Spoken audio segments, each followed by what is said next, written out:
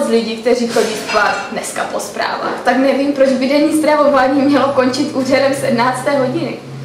Jo, naopak znám komplikace, které s tímto souvisí. No tak schválně jaké? Tak za prvé, nastaví se jim takzvaný úsporný spalovací režim. Tělo si začne pamatovat, že nedostanou jíst a tak v průběhu dne šetří. Tělo prostě nespaluje. A my? No my nehubneme, jak bychom si představovali.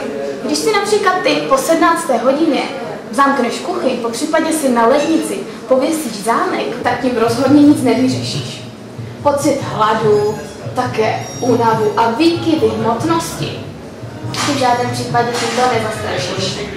Což může vést také k večernímu či nočnímu přejídání. Lehčí jídlo můžeš ale konzumovat klidně 2 hodinky před spaním. Tak to jsem ráda, když jsem jednou zkoušela hubnout a držet dietu po 17 hodině nejíst, tak jsem myslela, že snad umřu. Takže když si teda něco můžu dát, co by to bylo? Já bych si dala... No počkej. Já bych ti doporučila tak třeba talíř, kde bude hodně zeleniny a také hodně bílkovin, například libové maso, vím, že máš ryby, kotyč nebo tvarohovou pomazánku. To už nechám na tobě.